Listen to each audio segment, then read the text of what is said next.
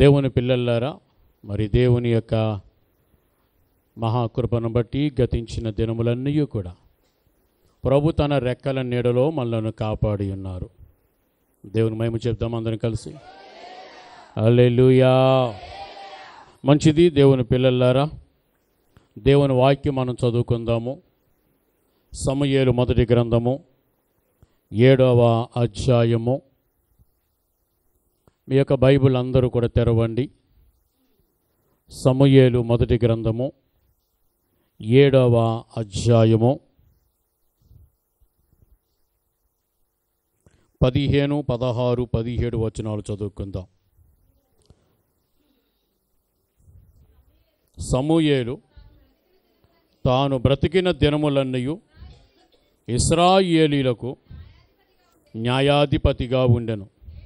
ఏటేటా అతడు బేతేలునకును గిల్గాలునకును మిస్పాకును తిరుగుచు ఆ స్థలముల యందు ఇశ్రాయేలీయులకు న్యాయము తీర్చుచూ వచ్చెను. మరియు అతని ఇల్లు రామాలో నుండినందున అచ్చటికి తిరిగి వచ్చి అచ్చట కోడను న్యాయము తీర్చుచుండెను. మరియు అతడు అక్కడ యెహోవాకు ఒక బలిపీఠము కట్టెను. చెప్పండి గట్టిగా. దేవుని పిల్లలారా, మనం చదువుకున్న వాక్య భాగంలో సమూయేలును గురించి రాయబడ్డది. సమూయేలు ఒక గొప్ప దైవజనుడు, ఒక గొప్ప న్యాయాధిపతి. సమూయేలు ఒక గొప్ప ప్రవక్త. సమూయేలు బలిపీఠమును కట్టెను అని వ్రాయబడ్డది. ఒకానొక దినమున సమూయేలు ఒక బలిపీఠమును కట్టినట్లుగా దేవుని వాక్యములో మనం చదువుతూ ఉన్నాం. ఎక్కడ కట్టాడు బలిపీఠము అనంటే 17వ వచనంలో, అతని ఇల్లు రామాలో నుండినందున అచ్చటికి తిరిగి వచ్చి అచ్చట కోడను న్యాయము తీర్చుచుండెను. మరియు అతడు అక్కడ యెహోవాకు ఒక బలిపీఠమును కట్టెను. సమూయేలట రామాలో బలిపీఠమును కట్టెను అని రాయబడ్డది. రామాలో బలిపీఠమును కట్టెను అని రాయబడ్డది. రామా అనునది ఒక ఊరు, ఒక పట్టణం. సమూయేలు నివాసము ఉన్నటువంటి ఒక పట్టణం. ఆ పట్టణంలోనే సమూయేలుకు ఒక ఇల్లు కూడా ఉంది. అతని యొక్క స్థిర నివాసము రామాలోనే ఉన్నది. గనుక సమూయేలట రామాలో అతడు నివాసము ఉంటున్నటువంటి ప్రాంతములో అతని ఇంటి సమీపముల సమూయేలు ఒక బలిపీఠమును కట్టెను అని వాక్యం సెలవిస్తూ ఉంది. దేవుని మహిమ చెప్పండి. రామాలో కట్టాడు, అతని ఇంటి సమీపమున కట్టాడు. అతడు ఎక్కడైతే నివాసం ఉంటున్నాడో అక్కడ సమూయేలు ఒక బలిపీఠమును కట్టుకున్నాడు. వాస్తవానికి బలిపీఠము ఉండవలసినటువంటి ప్రాంతము షిలోహు అనేది ఒక మాట చదవండి. కీర్తనల గ్రంథము 78వ కీర్తన 60వ వచనం చదువుతాం. 78వ కీర్తన 60వ వచనం.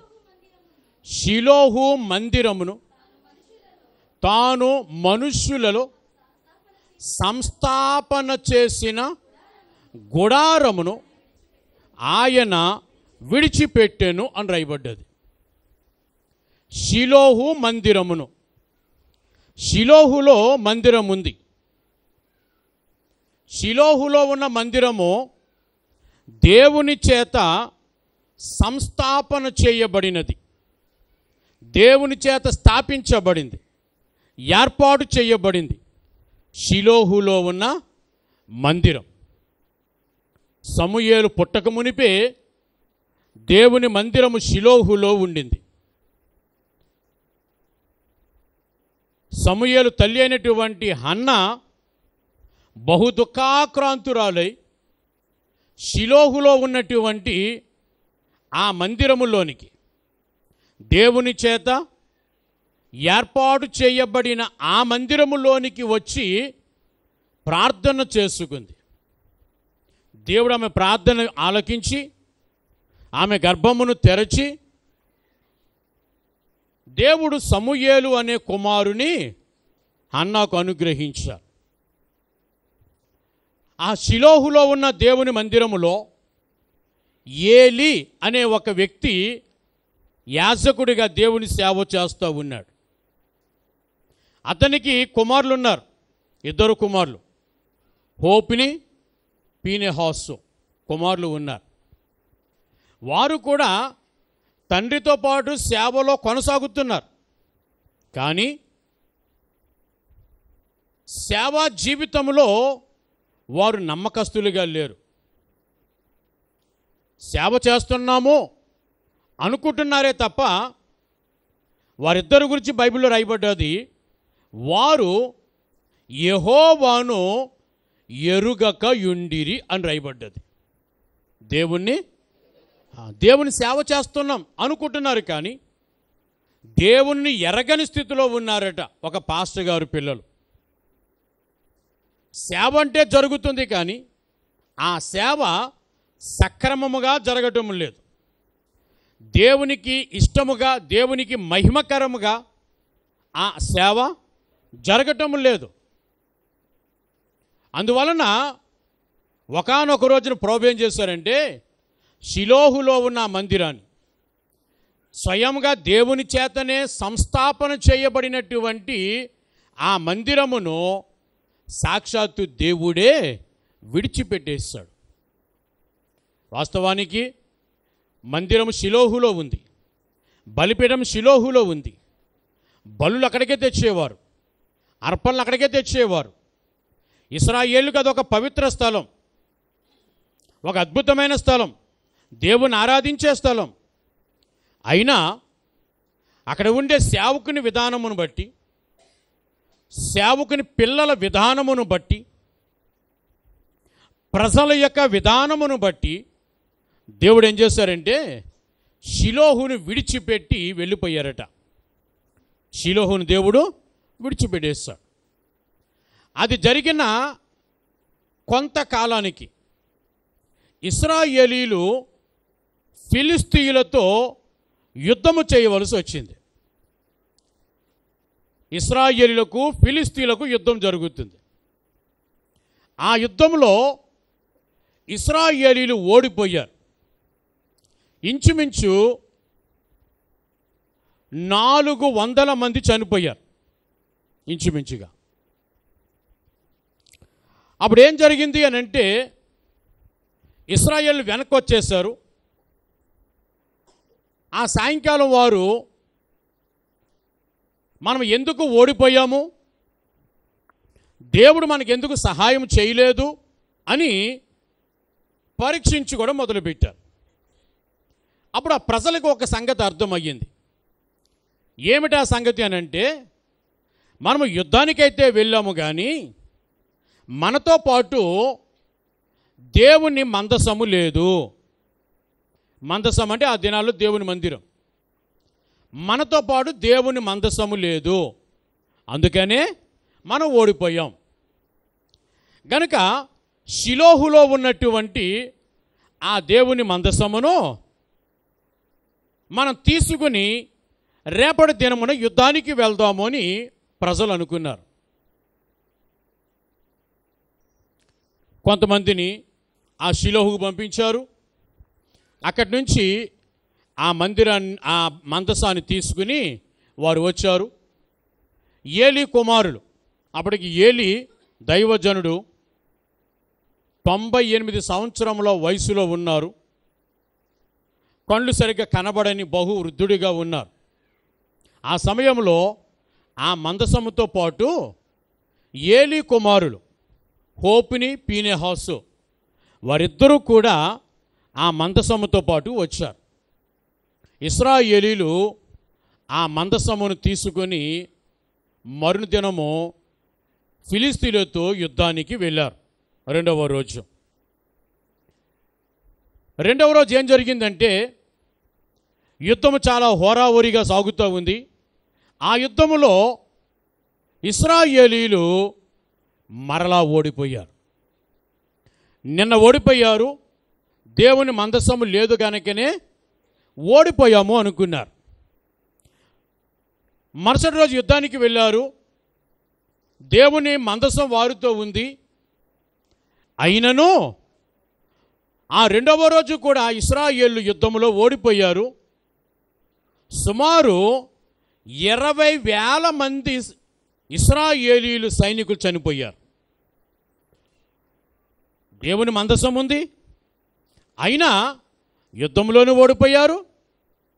పైగా 20,000 మంది, ముందటి రోజు కంటే ఇంకా చాలా రెట్లు ఎక్కువ ఇశ్రాయేలీల సైనికులు చనిపోయారు. అప్పుడేం జరిగిందంటే ఫిలిస్తీయులు ఇశ్రాయేలీల యొక్క ఆ మందసమును బంధించారు, పట్టుకున్నారు. ఇశ్రాయేలీలు ఆ మందసమును వారితో పాటు ఫిలిస్తీయుల దేశంలోనికి తీసుకుని వెళ్ళిపోయారు. ఫిలిస్తీయులకు ఒక దేవత ఉంది. ఆ దేవతకు ఒక గుడి కూడా ఉంది. ఆ దేవత పేరు దాగోను. ఎవరట? దాగోను. ఈ మందసాన్ని తీసుకుని వెళ్ళి ఏం చేశారంటే ఆ దాగోను గుడిలో ఆ దాగోను దేవత ఆ కాళ్ళ దగ్గర ఈ దేవుని మందసమును ఫిలిస్తీయులు పెట్టారు. అప్పుడు వాళ్ళ పండగ చేసుకున్నారు. మనం పూజిస్తున్నటువంటి మన దేవత, మన దాగోను దేవతయే మనకి విజయమును అనుగ్రహించింది అని ఆనాడు ఫిలిస్తీయులు పండగ చేసుకున్నారు. సరే దేవుని పిల్లలారా, తెల్లవారింది. డోర్లు ఓపెన్ చేసి చూస్తే ఆ దాగోను దేవత ఈ దేవుని మందసమునకు ముందు పడిపోయి ఉంది.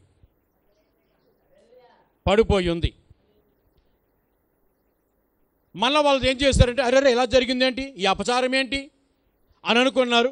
మళ్ళీ ఆ దాగోను దేవతను మళ్ళీ నిలబెట్టారు, మళ్ళీ పూజలు చేశారు. మళ్ళీ సాయంకాలం అయిన డోర్స్ క్లోజ్ చేశారు, ఎవరికి వాళ్ళు వెళ్ళిపోయారు. మరుసటి దినం పూజారులు మళ్ళా ఆ దేవత గుడి దగ్గరికి వచ్చేసరికి ఇప్పుడు ఏం జరిగిందంటే ఆ రెండవ రోజు కూడా ఆ దాగోను దేవత, ఫిలిస్తీయులు పూజిస్తున్నటువంటి దాగోను దేవత యొక్క ఆ బొమ్మ, ప్రతిమ మళ్ళా కింద పడిపోయింది. ఆ బొమ్మ యొక్క తల, ఆ బొమ్మ యొక్క చేతులు, ఆ బొమ్మ యొక్క కాళ్ళు విరగగొట్టబడి ఉన్నాయి. అలాంటి స్థితిలో చూసి ఫిలిస్తీయులు ఏం చేశారంటే ఆ దాగోను గుడిలో ఆ దేవుని మందసాన్ని అలాగే ఉంచేసి ఆ పడిపోయిన బొమ్మను అలాగే వదిలేసి ఆ తర్వాత ఆ గుడికి వాళ్ళు లాక్ చేసేసారు, క్లోజ్ చేసేసారు. ఫిలిస్తీయులు దాగోను దేవత యొక్క గుడిని క్లోజ్ చేసేసారని మూసేశారు. ఆ తర్వాత ఏమైందనంటే దేవుని మందసం ఫిలిస్తీయుల దేశంలో ఉంది. దాదాపు 7 నెలల కాలము దేవుని మందసము ఫిలిస్తీయుల దేశంలో ఉంది. షిలోహులో దేవుని మందసము ఉన్నది. అక్కడ నుండి ఇశ్రాయేలీలు ఫిలిస్తీయులతో జరిగే ఆ యుద్ధములోనికి షిలోహులో ఉన్న దేవుని మందసాన్ని వారు తీసుకొచ్చారు. ఫిలిస్తీయులతో యుద్ధం చేశారు. ఆ యుద్ధములో ఇశ్రాయేలు ఓడిపోయారు. 20,000 మంది చనిపోయారు. ఈ మందసంతో పాటు వెళ్ళిన ఆ పాస్టర్ గారి యొక్క కుమారులు హోప్ని పీనెహాసు వారిద్దరూ కూడా ఆ యుద్ధంలో చనిపోయారు. ఫిలిస్తీయులు ఆ దేవుని మందసాన్ని తీసుకుని వాళ్ళ దేశాన్ని పట్టుకెళ్ళిపోయారు. ఇప్పుడు దేవుని మందసం ఎక్కడుంది అని అంటే ఫిలిస్తీయుల దేశంలోనికి వెళ్ళిపోయింది. ఫిలిస్తీయుల దేశంలో ఉంది. ఆ యుద్ధంలో నుంచి ఒక వ్యక్తి పరిగెత్తుకుంటూ వచ్చాడు. ఏం జరిగిందని అడిగితే ఆ వ్యక్తిని ఆనాటి దైవజనుడైన ఏలీ దగ్గర తీసుకొచ్చారు.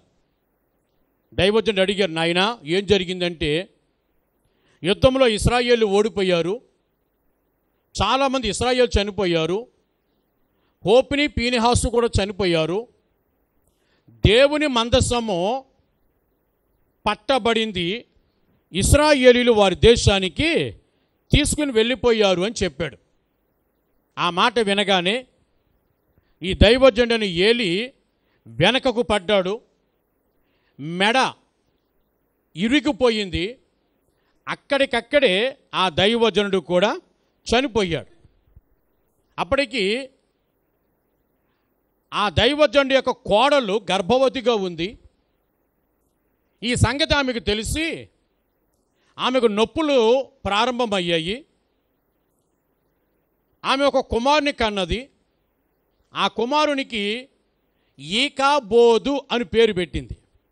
ఈకాబోదు అంటే ప్రభావము వెళ్ళిపోయేను అని అర్థం. ఆ బిడ్డను కన్నాక ఆ బిడ్డను కన్నా తల్లి ఆమె కూడా చనిపోయింది. ఇలాగున ఇశ్రాయేలు కుటుంబాల్లో చాలా మరణాలు చోటు చేసుకున్నాయి. ఇప్పుడు దేవుని మందసము షిలోహు నుంచి ఫిలిస్తీయుల దేశంలోనికి వెళ్ళింది. 7 నెలలు దేవుని మందసము ఫిలిస్తీయుల దేశంలో ఉంది. అందువలన దేవుడు ఏం చేస్తాడంటే ఫిలిస్తీయులను మొత్తాడు. వారికి ఒక భయంకరమైనటువంటి గడ్డల రోగమును దేవుడు పంపించాడు. గడ్డల రోగం. ఈరోజు మనం అంటాం కదా, సెగ్గడ్డులు అంటాం కదా. ఏమండి, ఎక్కడ వేస్తాయి? చాలా విచిత్రమైన ప్లేసుల్లో వేస్తూ ఉంటాయి సెగ్గడ్డులు. అలాగున ఆ దినమున దేవుడు ఫిలిస్తీయులను గడ్డల రోగముతో మొత్తాడు. అవి కూడా మనుషులకు రహస్యమైన ప్లేసెస్, చాలా ఇబ్బందికరమైనటువంటి ప్లేసుల్లో ఆ గడ్డలు. ఒకవేళ సెగ్గడైతే చిన్నగానే ఉంటుంది, కానీ ఇది అలా కాదు, చాలా పెద్దగా ఆ గడ్డలు వచ్చి క్యాన్సర్ గడ్డల్లాగా పెద్ద పెద్ద గడ్డలు వచ్చి ఇశ్రాయేలు చాలా బాధపడ్డారు. 7 నెలలు గడ్డల రోగముతో ఫిలిస్తీయులు బాధపడ్డారు. ఒక రోజున ఫిలిస్తీయులకు 5 రాజులు ఉంటారు. ఈ 5 రాజులు ఒకరోజు మీటింగ్ పెట్టుకుని వాళ్ళు మాట్లాడుకుంటున్నారు. వాళ్ళ యొక్క సలహాదారులను పిలిచారు, పెద్దలను పిలిచారు, ఓ మీటింగ్ పెట్టారు. గత 7 నెలలుగా మనము చాలా బాధపడుతున్నాం. ఆ దేవుని మందసం ఎప్పుడైతే మన దేశంలోనికి వచ్చిందో నాటి నుండి మనం చాలా బాధపడుతున్నాం. ఒకవేళ మన బాధకు ఆ దేవుని మందసమే కారణమేమో, మనం ఏం చేస్తే బాగుంటుంది అని ఆలోచించినప్పుడు వారు ఒక ఆలోచన చేస్తారు. ఏమనంటే ఒక కొత్త బండి, ఒక కొత్త ఎద్దులు, కాడిమోయని, అప్పటి వరకు కాడిమోయని ఒక కొత్త ఎద్దులు, కొత్త బండిని చేయించి ఈ మందసాన్ని తీసుకొచ్చి ఆ బండి మీద పెట్టారు. అలాగే వారు పాపం చేశాము, తప్పు చేశాము అనుకుని దానికి గుర్తుగా, నివారణగా ఈ గడ్డల రోగములను పోలినటువంటి కొన్ని వస్తువులను ఆ బండిలో పెట్టి ఆ బండిని విడిచిపెట్టారు. చూద్దాం ఈ బండి ఎటు వెళ్తుందో. ఒకవేళ ఈ బండి ఇశ్రాయేలు ప్రాంతంలోనికి వెళితే ఖచ్చితంగా ఇశ్రాయేలు దేవుడే మనల్ని శిక్షించాడు అని మనం అనుకుందాం. అలా కాదు, ఒకవేళ మన ప్రాంతంలోని బండి ఆగిపోయింది అనుకో, ఇశ్రాయేలు దేవుడికి ఈ వ్యాధికి సంబంధం లేదు, మన దురదృష్టం కొలది మనకి వ్యాధి వచ్చింది అని మనం అనుకుందాం అని నిర్ణయానికి వచ్చారు వాళ్ళు.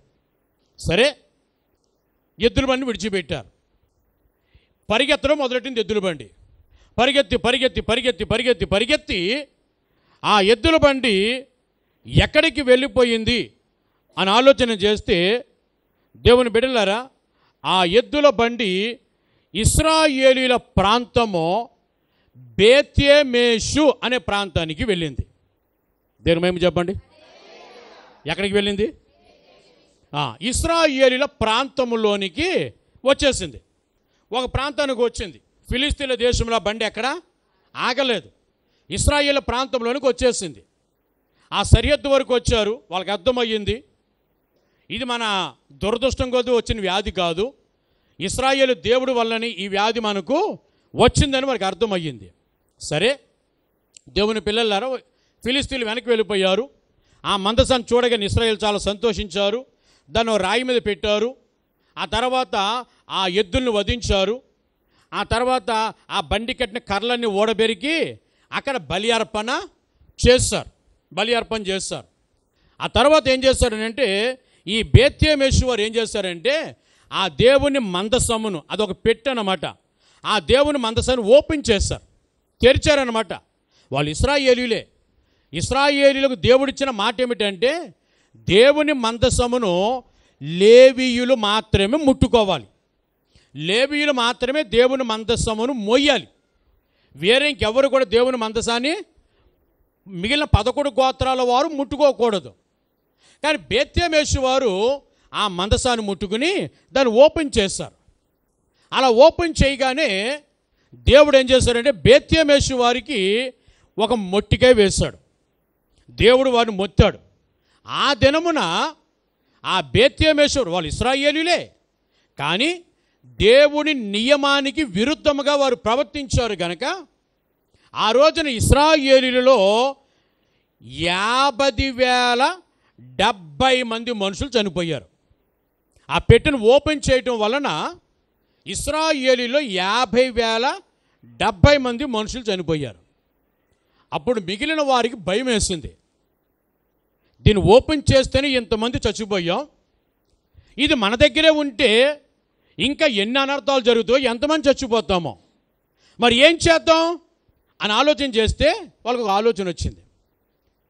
అప్పుడు ఏం చేశారనంటే, ఈ దేవుని మందసాన్ని 7వ అధ్యాయం 1వ వచనం, కిర్యతాయిము వారు వచ్చి యెహోవా మందసం తీసుకొని పోయి కొండ యందుండే అబీనాదాబు ఇంట చేర్చి దాన్ని కాపాడకి అతని కుమారుడైన ఎలియాజును ప్రతిష్ఠించి. 2వ వచనం, మందసము కిర్యతాయిములో ఉండిన కాలము 20 సంవత్సరములు. గమనించండి, ఈ మందసమును ఏం చేశారంటే అబీనాదాబు అనే ఒక వ్యక్తి ఇంటిలో పెట్టారు.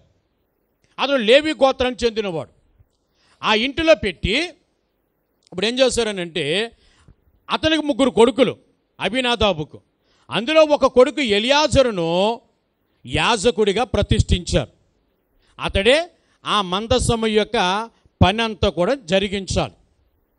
అప్పుడు ఆ మందసము, దేవుని మందసం తిరిగి ఫిలిస్తీన్ల దేశంలో నుంచి తిరిగి ఇశ్రాయేలు ప్రాంతంలోనికి వచ్చింది.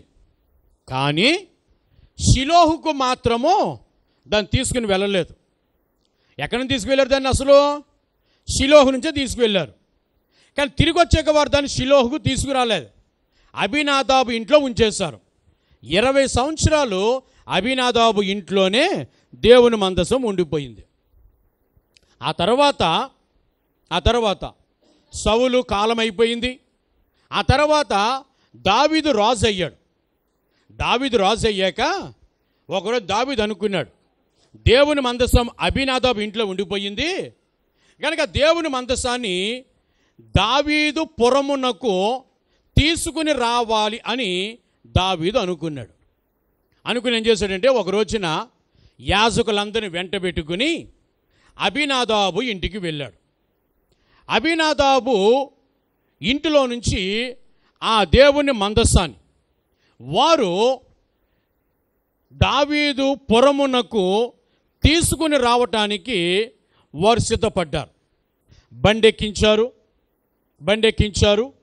ఆ బండి మీద ఉజ్జా అనే ఒక వ్యక్తి కూర్చున్నాడు. బండి ముందు ఒక వ్యక్తి నడుస్తూ ఉన్నాడు. అబీనాదాబు ఇంట్లో నుంచి దేవుని మందసము దావీదు పురములోనికి ప్రయాణం అయ్యింది. కొంత దూరం వచ్చాక ఆ బండికున్నటువంటి ఎద్దుల్లో ఒక ఎద్దు కాలు జారింది. బండి కొంచెం ఇలా ఒరిగింది. దేవుని మందసం పడిపోతుందేమోనని ఆ బండిని తోలుతున్నటువంటి ఉజ్జ ఆ దేవుని మందసమే చెయ్యేశాడు, పట్టుకున్నాడు. వెంటనే దేవుని ఉగ్ర దిగొచ్చింది. ఉజ్జ అనే వ్యక్తి అక్కడికక్కడే చనిపోయాడు. అది చూసి దావీదు చాలా భయపడ్డాడు. దేవుని మందసాన్ని ముట్టుకుంటేనే ఉజ్జ చనిపోయాడు, మరి దీన్ని దావీదు పురమును తీసుకువెళ్తే నాకేమైనా ప్రమాదం కలుగుతుందేమో అనుకుని ఒక ఆలోచన చేసి ఆ మార్గ మధ్యములో దేవుని మందసమును ఒక ఇంటి దగ్గర ఉంచేశాడు. 3 నెలల పాటు దేవుని మందసము ఆ ఇంటి దగ్గరనే ఉండిపోయింది. ఈ 3 నెలల్లో దేవుడు ఆ ఇంటిని ఎంతో ఆశీర్వదించారు.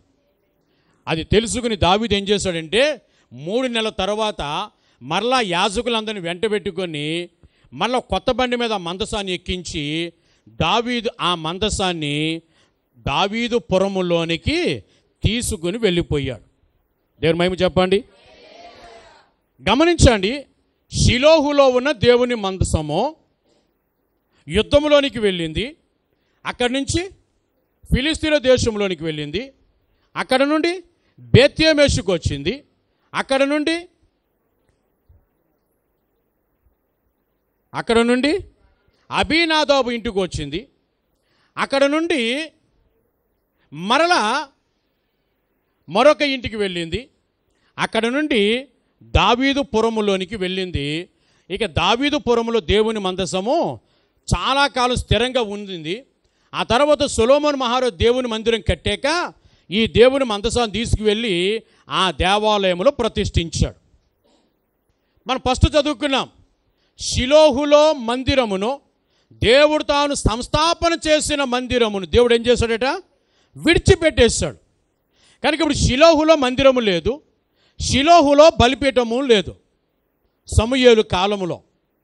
ఇప్పుడు ఇశ్రాయేలీయులు కానీ సమూయేలు కానీ మందిరము లేని బలిపీఠము లేని పరిస్థితుల్లో బ్రతుకుతూ ఉన్నారు.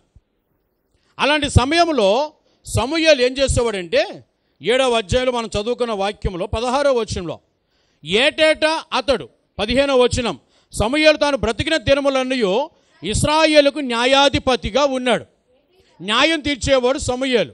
కానీ ఇప్పుడు సమూయేలు ఏం చేసేవాడు? ఏటేటా అతడు బేతేలుకు, గిల్గాలుకు, మిస్పాకు తిరుగుచ్చు ఆయా స్థలములలో ప్రజలకు న్యాయము తీరుస్తూ ఉండేవాడు. బేతేలుకు వెళ్ళేవాడు, గిల్గాల్కి వెళ్ళేవాడు, మిస్పాకు వెళ్ళేవాడు. ఎవరికైనా ప్రజలకు కష్టమొస్తే అక్కడికి వచ్చేవారు, వారికి న్యాయం తీర్చేవాడు. అవన్నీ తిరిగి మళ్ళీ ఎక్కడికి వచ్చేవాడు అంటే రామాలోనికి వచ్చేసేవాడు. రామాలోకి ఎందుకు వచ్చేవాడు?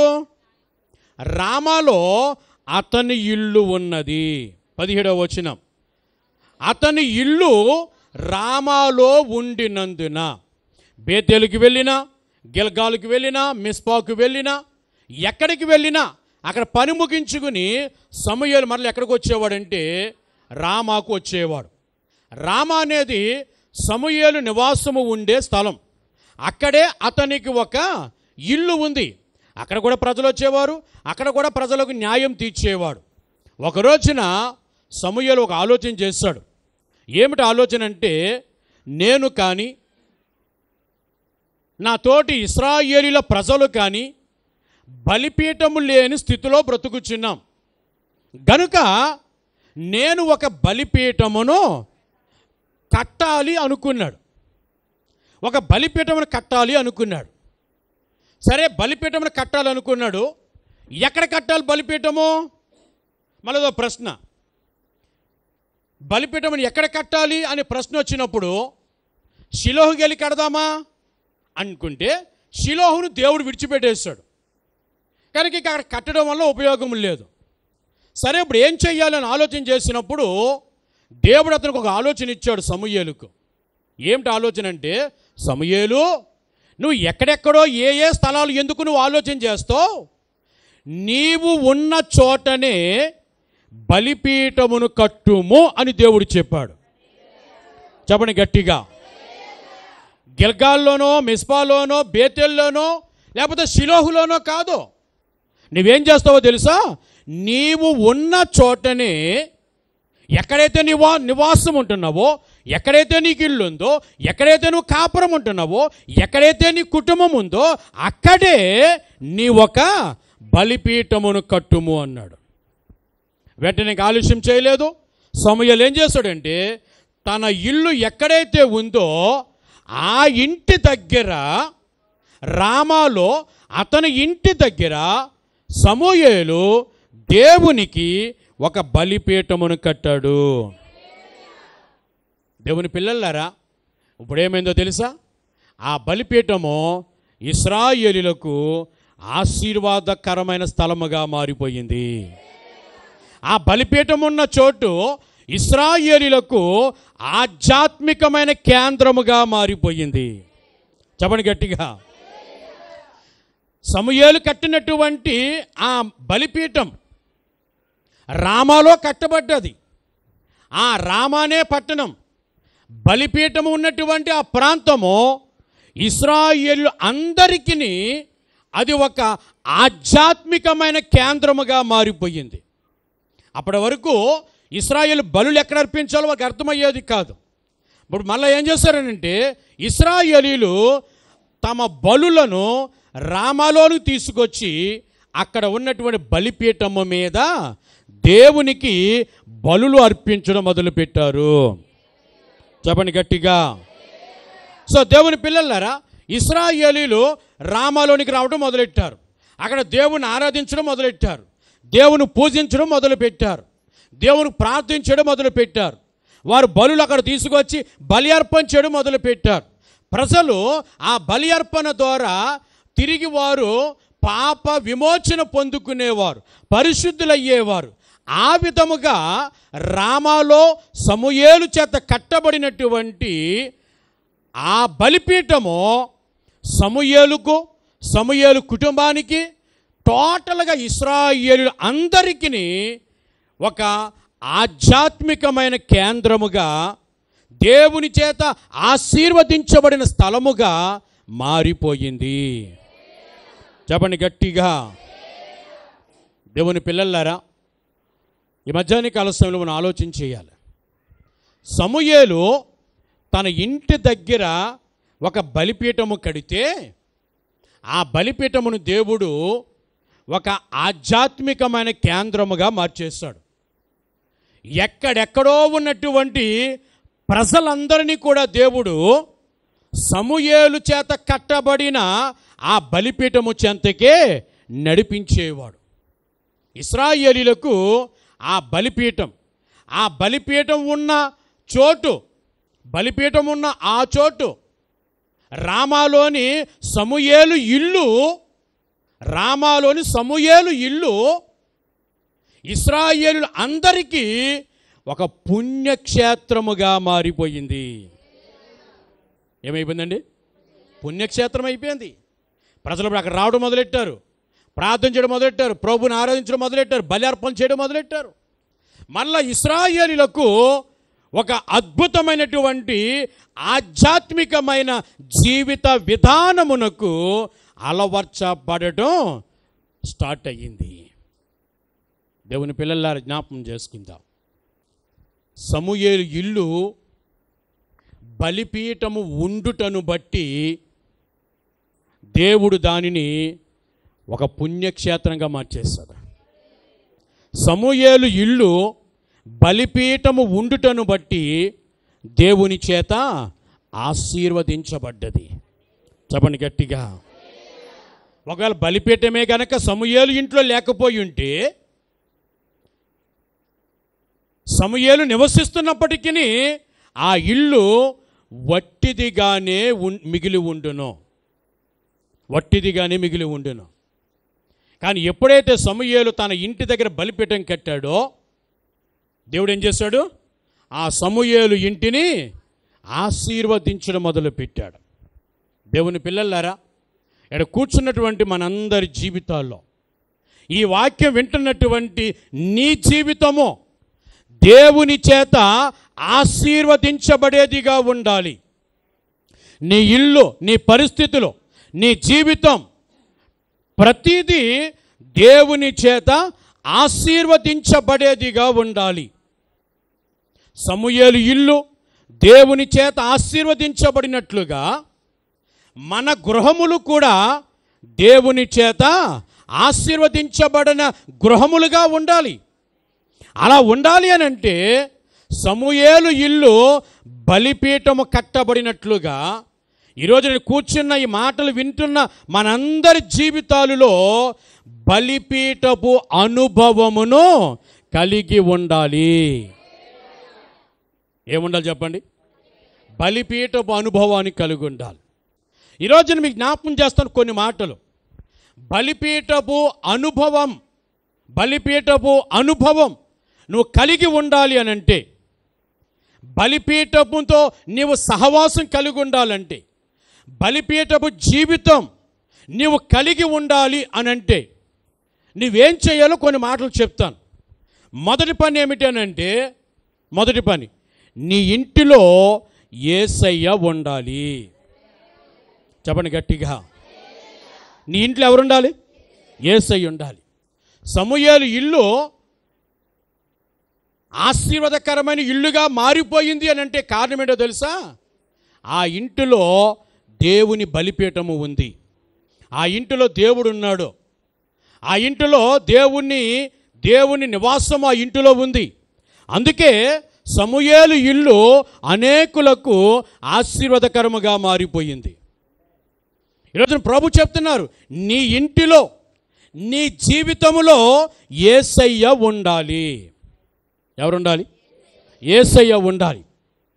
దేవుని పిల్లలారా, దేవుని వాక్యం ఏం చెప్తుందనంటే, ఒకానొక రోజున యేసు ప్రభు బేతనియ అని ఒక ఊరు వెళ్ళారు. ఆ ఊరిలో చాలా ఇళ్ళున్నాయి. కానీ ఆ ఇంటిలో మార్తా అను ఒక స్త్రీ ఆయనను తన ఇంట చేర్చుకొనేను అని వ్రాయబడ్డది.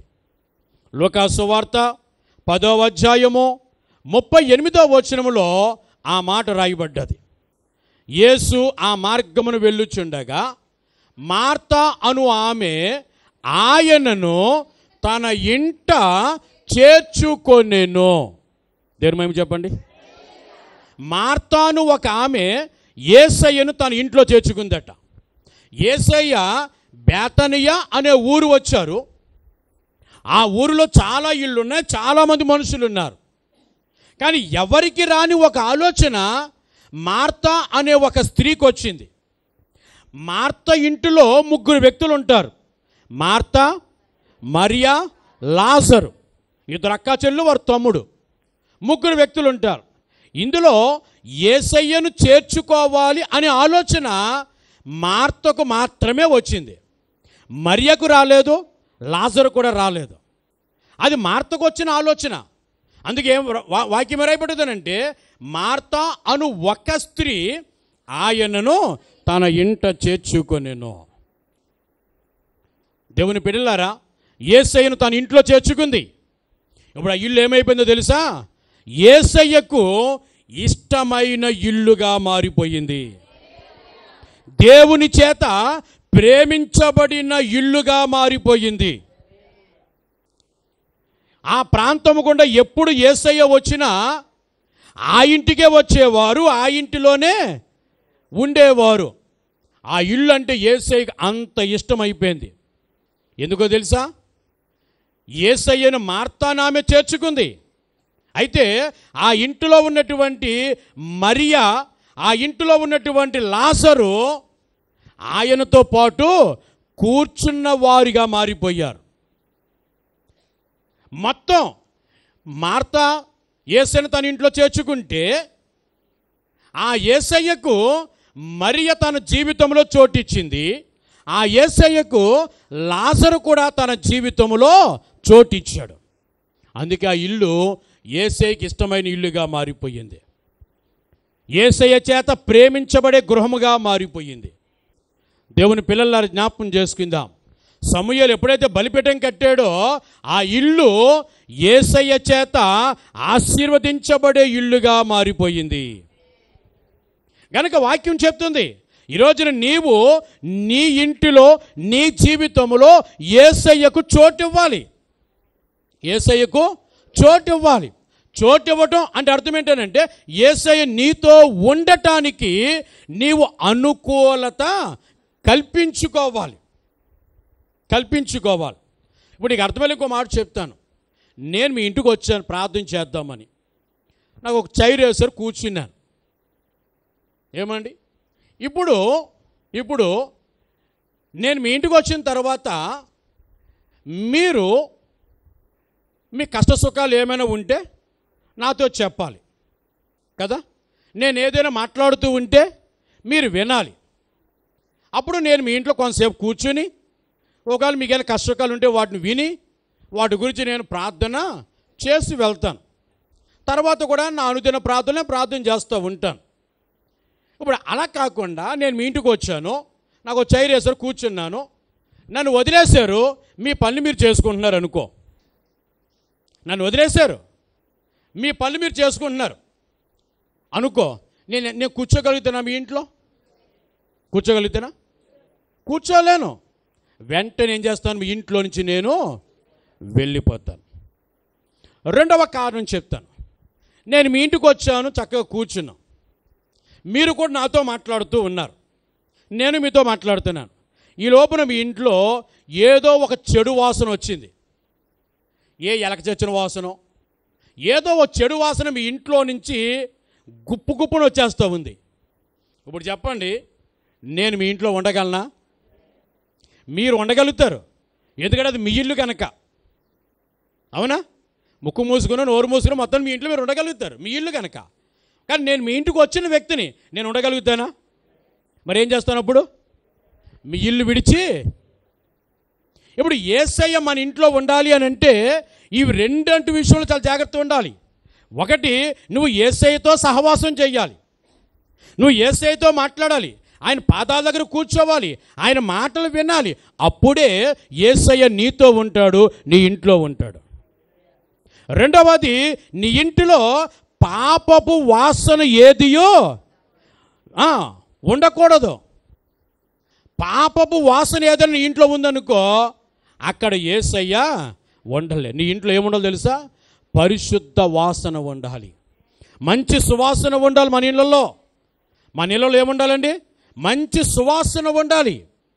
అప్పుడే యేసయ్య మన ఇంటిలో, పరిశుద్ధత ఉండాలి మన ఇంట్లో. మంచి సువాసన అంటే ఏంటి? సెంటు తీసుకొచ్చి కొట్టేయడం కాదు. మంచి సువాసన అంటే మన ఇంట్లో, మన జీవితంలో పరిశుద్ధత ఉండాలి, నీతి ఉండాలి, యథార్థత ఉండాలి, నిజాయితీ ఉండాలి, దేవునికి లోబడే జీవితం ఉండాలి. అప్పుడే యేసయ్య నీతో ఉండటానికి, నీ ఇంట్లో ఉండటానికి యేసయ్య ఇష్టపడతాడు. ఇశ్రాయేలుతో చెప్పాడు, రేపు యెహోవా మీ మధ్యన సంచరిస్తాడు గనుక ఆయన కంటికి అపవిత్రమైనది ఏదియునో కనబడకూడదని చెప్పాడు. అపవిత్రమైనది ఏదైనా కనిపించిందనుకో, నిన్ను విడిచి వెళ్ళిపోతాడు ఆయన. అందుకే ఎప్పటికప్పుడు మనం ఏం చేయాలంటే మన జీవితాన్ని, రెండవది మన ఇంటిని ఎప్పటికప్పుడు మనము పరిశుద్ధపరచుకోవాలి, సరి చేసుకోవాలి. యేసయ్య మన ఇంట్లో ఉంటే మనకు ఎంతో ఆశీర్వాదము. యేసయ్య మన ఇంట్లో ఉండాలి, యేసయ్య మన జీవితంలో ఉండాలి. మార్కు సువార్త 2వ అధ్యాయం, మార్కు సువార్త 2వ అధ్యాయం మొదటి 2 వచనాలు.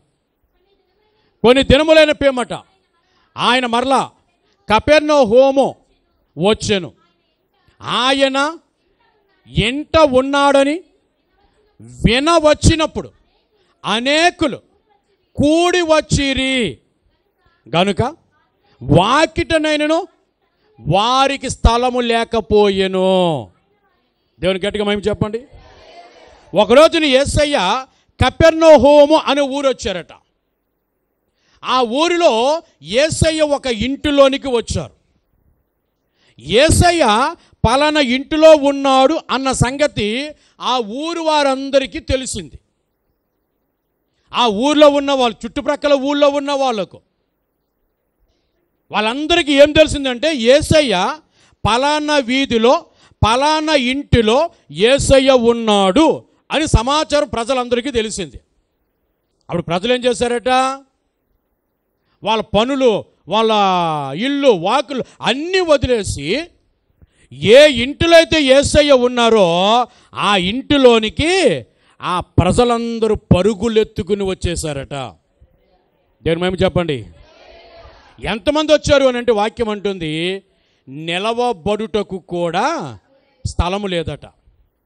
మన భాషలో చెప్పాలంటే ఇసుకేస్తే ఓకేస్తే రాలనంత మంది, అంతమందితో ఆ ఇల్లు నిండిపోయింది. ఆమేన్ హల్లెలూయా. ఆ ఇల్లు ఏమైపోయింది? మనుషులతో నిండిపోయింది. రైట్. ఎందుకు నిండింది ఆ ఇల్లు? యేసయ్య ఆ ఇంటిలో ఉన్నాడు గనక. చెప్పండి గట్టిగా. యేసయ్య ఆ ఇంట్లో ఉన్నాడు కనుక ఆ ఇల్లు మనుషులతో నిండిపోయింది. ఈరోజు నీ జ్ఞాపకం చేస్తున్నాను, యేసయ్య నీ ఇంటిలో ఉంటే నీ ఇల్లు దేవుని ఆశీర్వాదములతో నింపబడుతుంది. ఎవరికి హ్యాపీ లేదు, అంతే కదా. అందుకే కనీసం హల్లెలూయా కూడా చెప్పలేకపోయాం మనం. యేసయ్య నీ ఇంటిలో ఉంటే నీ ఇల్లు అనేకమైన ఆశీర్వాదములతో నింపబడుతుంది. ఆశీర్వాదం వరకనే రాదు, ఆశీర్వదించేవాడు మన ఇంట్లో ఉండాలి, మనలో ఉండాలి, మనతో ఉండాలి. అవునా? యేసయ్య ఎవరు? ఆశీర్వదించేవాడు. సకల ఆశీర్వాదములకును కారకుడు అయినే. ఈ ఆశీర్వదించేవాడు నీతో ఉంటే నీ ఇంట, నీ జీవితంలో ఆశీర్వాదములకు కొదువ ఉండదు. రెండవది, ఒకటి మన ఇంటిలో యేసయ్య ఉండాలి. రెండవది మన ఇంటిలో ప్రార్థన ఉండాలి. చెప్పండి గట్టిగా. మన ఇంట్లో ఏముండాలి? ప్రార్థన జరగాలి. ప్రార్థన 3 రకాలు: వ్యక్తిగత ప్రార్థన, కుటుంబ ప్రార్థన, సంఘ ప్రార్థన. ఫస్ట్ ఏంటి? వ్యక్తిగత ప్రార్థన. విసుగక నిత్యము ప్రార్థన చేయుచుండవలెను అన్నారు ప్రభువు. నిత్యము ప్రార్థన చేయాలి, విసుగుపోకూడదు. అనునిత్యము ప్రార్థన చేయాలి, అనునిత్యము ప్రార్థన చేయాలి. వ్యక్తిగత ప్రార్థన నీ జీవితంలో ఉండాలి. రెండవది కుటుంబ ప్రార్థన ఉండాలి. ఉదయము సాయంకాలము ఖచ్చితంగా నీ ఇంటిలో కుటుంబ ప్రార్థన జరగాలి. మూడవది నీ ఇంటిలో సంఘ ప్రార్థన జరగాలి. సంఘమంతా నీ ఇంటికి రావాలి. సంఘమంతటితో కలిసి నీ ఇంటిలో ప్రార్థన జరగాలి. వారానికి ఒక్కరోజైనా, లేదా 15 రోజులకు ఒక్కరోజైనా, లేదా నెలకు ఒక్కసారైనా నీ ఇంటిలో సంఘమంతటితో కలిసి ప్రార్థన జరగాలి. దేవుని మహిమ చెప్పండి. అది మనకి ఆశీర్వాదము, అది మనకు దీవెన. అపోస్తల కార్యముల గ్రంథం 12వ అధ్యాయము 12వ వచనం చదువుదాం. అపోస్తల కార్యముల గ్రంథం 12వ అధ్యాయం 12వ వచనం. ఇట్లు ఆలోచించుకుని అతడు మార్కు అను మారు పేరు గల యోహాను తల్లి అయిన మరియా ఇంటికి వచ్చెను. అక్కడ అనేకులు కూడి ప్రార్థన చేయుచుండిరి. దేవుని మహిమ చెప్పండి. దైవజనుడైనటువంటి పేతురు గారు చెరసాలలో ఉన్నారు, జైల్లో ఉన్నారు. అప్పుడు ఏం జరిగింది అని అంటే, సంఘమంతా ఒక ఇంటిలో కూడుకున్నారు.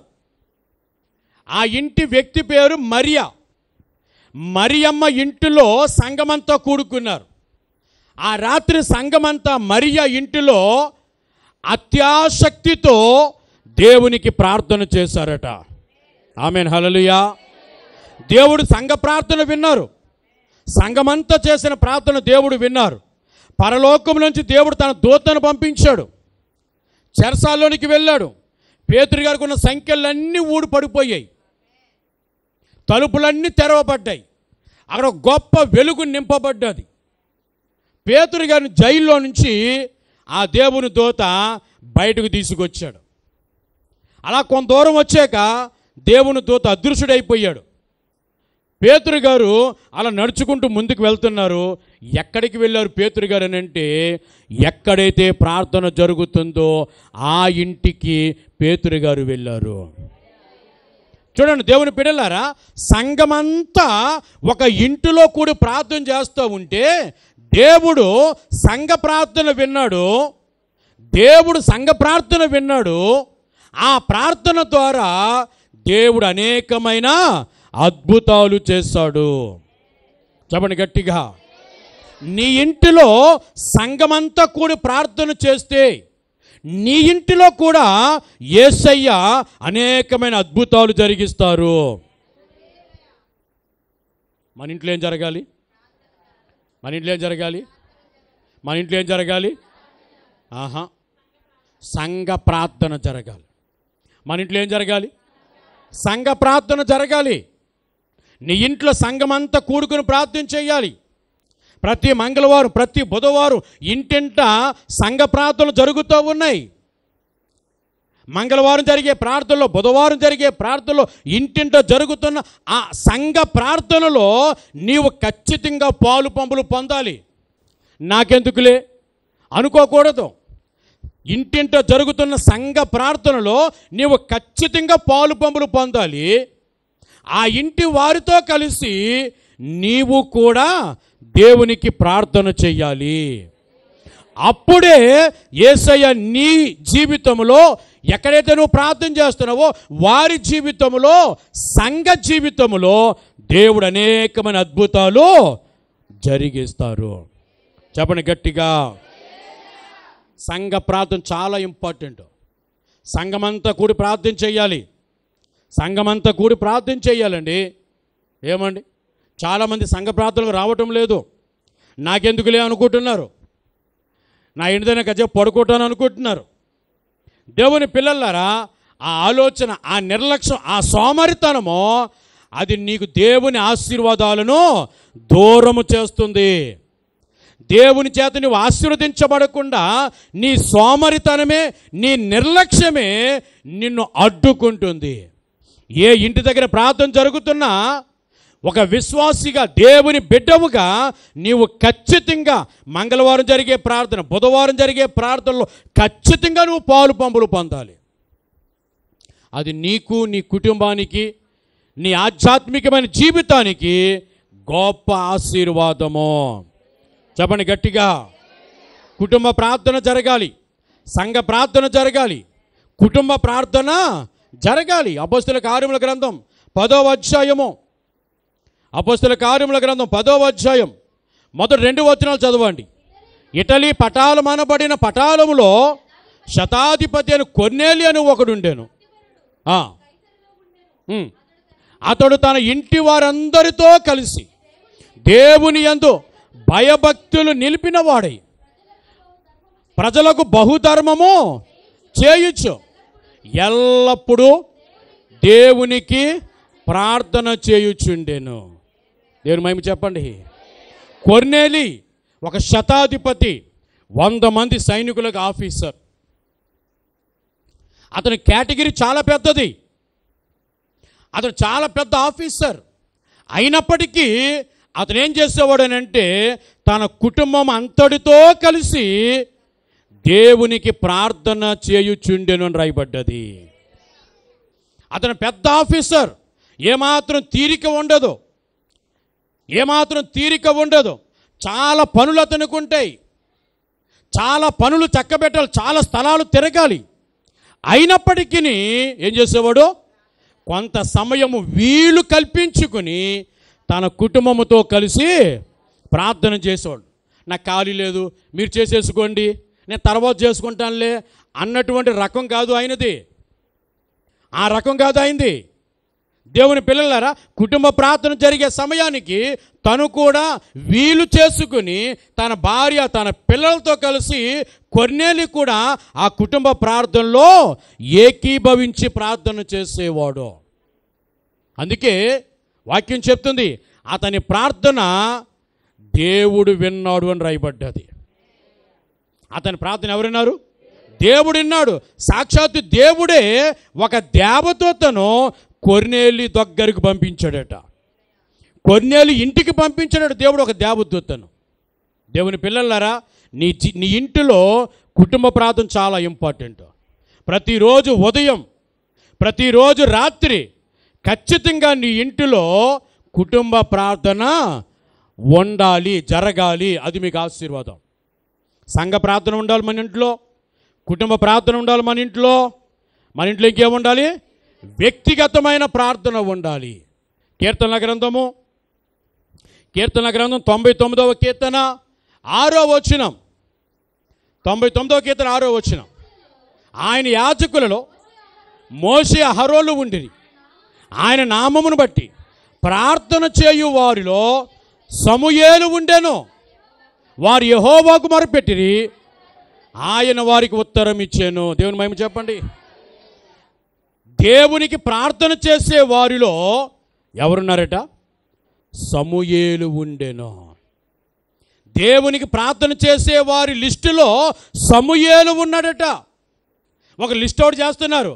రోజు దేవుని ప్రార్థన చేసేవారు ఎవరెవరు మానకుండా, క్రమం తప్పిపోకుండా, ఎవరెవరు ప్రతిరోజు దేవునికి ప్రార్థన చేస్తున్నారని దేవుడు లిస్ట్ అవుట్ చేస్తూ ఉంటే అక్కడ రాయబడిన పేరు ప్రార్థన చేయు వారిలో, ప్రార్థన చేసేవారి లిస్టులో, ప్రార్థన చేసేవారి యొక్క ప్రార్థన ఆ పరులలో సమూయేలు పేరు ఉండెను, వ్రాయబడెను. మరి నీ పేరు? ప్రార్థన చేసేవాళ్ళు నీ పేరుందా? అనుదినము వ్యక్తిగతంగా ప్రార్థన చేసే ఆ లిస్టులో నీ పేరు ఉందా? నీ పేరు ఉందా? ఏమండి, నువ్వు నిజంగా ప్రతిరోజు వ్యక్తిగతంగా నువ్వు ప్రార్థన చేస్తూ ఉంటే ఖచ్చితంగా నీ పేరు కూడా సమూయేలు పేరు రాయబడిన ఆ లిస్టులో నీ పేరు కూడా వ్రాయబడుతుంది. చెప్పండి గట్టిగా. ఏముండాలి మన దగ్గర? ప్రార్థన, వ్యక్తిగతమైన ప్రార్థన ఉండాలి. 55వ కీర్తన 17వ వచనం. 55వ కీర్తన 17వ వచనం. సాయంకాలమున, ఉదయమున, మధ్యాహ్నమున నేను ధ్యానించుచు దేవునికి మొర్రపెట్టుకొందును, ఆయన ప్రార్థన ఆలకించును. చాలు. చూడండి, వాక్యం ఏమంటుందనంటే దావీదు మహారాజు సాక్ష్యం ఇస్తూ ఉన్నాడు. నేను ఉదయమున, మధ్యాహ్నమున, సాయంకాలమున నేను ధ్యానించుచు దేవునికి ప్రార్థన చేయుదును. దావీదు ఒక మహారాజు అండి. ఎవరైనా ఒక మహారాజు అండి. ఒక మహారాజు చెప్పుచున్న మాట. ఉదయం నేను ప్రార్థన చేస్తున్నాను, మధ్యాహ్నం నేను ప్రార్థన చేస్తున్నాను, సాయంకాలం నేను ప్రార్థన చేస్తున్నాను. రోజుకు 3 పర్యాయములు నేను ప్రార్థన చేస్తున్నాను. దేవుడు నా ప్రార్థన ఆలకిస్తున్నాడు. మరి నీ ప్రార్థన సంగతి ఏంటి? ఎన్నిసార్లు దేవుని ప్రార్థన చేస్తున్నావు ఒక రోజులో దేవునికి ఎన్నిసార్లు ప్రార్థన చేస్తున్నావు? వాక్యం అంటుంది దేవుడు దావీదు ప్రార్థన విన్నాడు. దేవుడు దావీదుకు తోడుగా ఉన్నాడు. దావీదుకు వెళ్ళిన ప్రతి చోట దేవుడే దావీదుకు విజయమును ఇచ్చుచున్నాడు. దేన్ని బట్టి? ప్రార్థన జీవితాన్ని బట్టి, ప్రార్థనను బట్టి. దేవుని మహిమ చెప్పండి. ప్రార్థనను బట్టియే, వేరే కారణం ఏమీ లేదు. ఈరోజు నీవు జీవితంలో కూడా అనుదినము ప్రార్థన చేయాలి. ప్రార్థన చేసేవారి లిస్టులో నీ పేరు ఉండాలి. నీవు కూడా ఉదయం, మధ్యాహ్నం, సాయంకాలం, రాత్రి దేవునికి ప్రార్థన చేసే వ్యక్తివిగా నీవు ఉండాలి.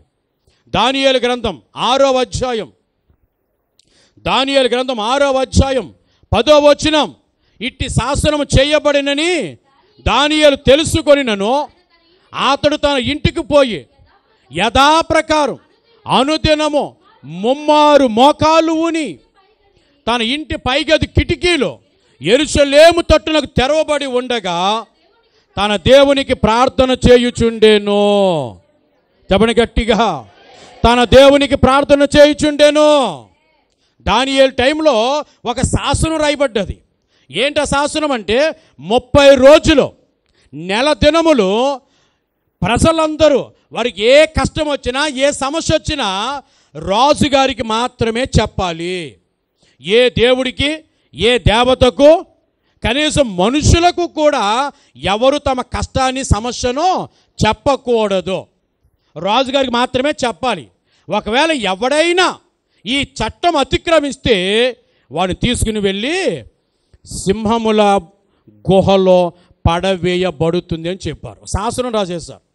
ప్రజలందరూ భయపడిపోతున్నారు, వణుకుపోతున్నారు, భయపడిపోతున్నారు. ఒరే బాబు ఎందుకు వచ్చిందిరా ఈ 30 రోజులు ముక్కు నోరు మూసుకుంటే ఇట్టే గడిచిపోతాయి, ఎందుకు వచ్చింది అని అనుకుంటూ ప్రజలందరూ మౌనం అయిపోయారు. ప్రార్థన చేసేవారు ప్రార్థన చేయడం మానేశారు, మోకాలు వేసేవారు మోకాలు వేయడం మానేశారు. కానీ దానియేలు ప్రార్థన చేయుట మానలేదు, మోకాలు వేయుటను మానలేదు. చెప్పండి గట్టిగా. శాసనం రాసిందా? రాసుకో. సింహాల గుహలు పడేస్తావా? పడేసుకో. నేను మాత్రమో నా దేవునికి మాత్రమో ప్రార్థన చేస్తాను. పరిస్థితులు వ్యతిరేకంగా మారిపోయినా, అతని చుట్టూ శత్రువులు గుంపు కూడినా, అతని మీద ప్రత్యేకమైన నిఘా ఏర్పడినప్పటికీ పరిస్థితులు ఏవి దానియేలుకు అనుకూలంగా లేవు. అయినప్పటికీ దానియేలు దేవునికి ప్రార్థన చేయుట మానలే. రోజుకు 3 సార్లు దేవునికి ప్రార్థన చేసేవాడట. అది కూడా మోకాలేసి ప్రార్థన చేసేవాడట. అది కూడా కిటికీలు తెరిచి ప్రార్థన చేసేవాడట. దేవుని పిల్లలారా, దానియేలు ప్రార్థన జీవితం అంత గొప్పదిగా ఉంది. అందుకే వాక్యం సెలవిస్తుంది, నిజంగా దావీదుని తీసుకెళ్ళి సింహాల బోన్లో పడేశారు, అయినా సరే దేవుడే సింహముల నోళ్లను మోయించాడు. దేవుని మహిమ చెప్పండి గట్టిగా. ఎంత అద్భుతం అండి. దేవుడే సాక్షాత్ ఏం చేశాడు? సింహాల నోళ్లను మోయించాడు. సాక్షాత్ దేవుడే తన దూతను సింహాల గుహలోని దానియేలు దగ్గరికి దేవుడు పంపించాడు. ఇలా జ్ఞాపకం చేస్తున్నాను, వ్యక్తిగత ప్రార్థన చాలా ఇంపార్టెంట్. నీ ఇంటిలో ప్రార్థన ఉండాలి. నీ ఇంట్లో ఏముండాలి? ప్రార్థన ఉండాలి. నీ ఇంటిలో యేసయ్య ఉండాలి, నీ ఇంటిలో ప్రార్థన ఉండాలి. వ్యక్తిగత ప్రార్థన ఉండాలి, కుటుంబ ప్రార్థన ఉండాలి, మూడవది సంఘ ప్రార్థన ఉండాలి. మూడవ విషయం, నీ ఇంటిలో ఉన్నవారు దేవుని సన్నిధిలో ఉండాలి. నీ ఇంట్లో ఎంతమంది ఉన్నారు? భర్త, భార్య, పిల్లలు, మనవళ్ళు, నీ ఇంటిలో ఎంతమంది అయితే ఉన్నారో వారందరూ ఎక్కడుండాలి? దేవుని సన్నిధిలో ఉండాలి. మన అడ్రస్ ఏంటనంటే, 1 మన ఇల్లు, 2 దేవుని మందిరము. 1 మన ఇల్లు, 2వది ఏంటి? దేవుని మందిరం. నీ ఉంటే నీ ఇంట్లో ఉండాలి, లేదా దేవుని సన్నిధిలో ఉండాలి. చెప్పడానికి మహిమ. అది మనకి ఆశీర్వాదం. నీ ఉంటావా? నీ ఇంట్లో ఉండు, నీ ఇంట్లోనే మోకాలు వేయి, ప్రార్థన చేయి. లేదా దేవుని మందిరానికి రా, దేవుని మందిరంలో ఆయన బలిపీఠం దగ్గర మోకాలు వేయి, ప్రార్థన చేయి. అది నీకు ఆశీర్వాదం. అంతేగాని ఎక్కడ పడితే అక్కడికి వెళ్ళి, ఎక్కడ పడితే అక్కడ తిరిగేసి, ఎవరితో పడితే వాళ్ళతో వెళ్ళిపోయి షికారులు చేస్తూ, తందనాలు ఆడుతూ, అరుగుల మీద కూర్చొని, దేవుని పిల్లలరా జాగ్రత్త, అది నీకు ఎంత మాత్రము కూడా క్షేమము కాదు.